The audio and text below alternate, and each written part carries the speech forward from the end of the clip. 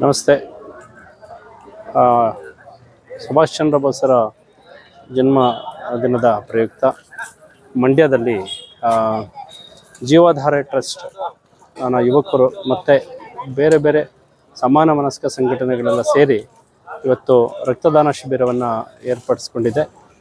ರಕ್ತದಾನ ಶಿಬಿರದ ವಿಶೇಷ ಏನಂತ ಹೇಳಿದರೆ, ರಕ್ತದಾನ ಶಿಬಿರ ಒಂದು 8 ತಾಸಿಗಷ್ಟೇ ಮಾಡ್ತಾರೆ. ಕೆಲವು ಕಡೆ 4 ತಾಸಿಗೆ ಮಾಡ್ತಾರೆ. ಕೆಲವರೆಲ್ಲ ಹೋಗಿ ಬ್ಲಡ್ ಬ್ಯಾಂಕಲ್ಲೇ ರಕ್ತ ಕೊಡುವಂಥ, ರಕ್ತವನ್ನು ದಾನ ಮಾಡುವಂಥ ವ್ಯವಸ್ಥೆ ಇರುತ್ತೆ. ಆದರೆ ಮಂಡ್ಯದ ಜೀವಧಾರೆ ಟ್ರಸ್ಟ್ನ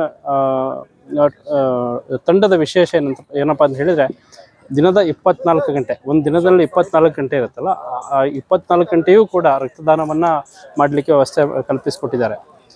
ಈಗ ಸುಮಾರು 6 ಗಂಟೆ ಸಂಜೆ ಆಗಿದೆ. ಬೆಳಗ್ಗೆ 8:30ಕ್ಕೆ ಶುರುವಾದಂಥ ರಕ್ತದಾನ ಶಿಬಿರದಲ್ಲಿ ಇದುವರೆಗೂ ಹೆಚ್ಚು ಕಡಿಮೆ 1020 ಯೂನಿಟ್ನಷ್ಟು ಬ್ಲಡ್ ಕಲೆಕ್ಟ್ ಆಗಿದೆ.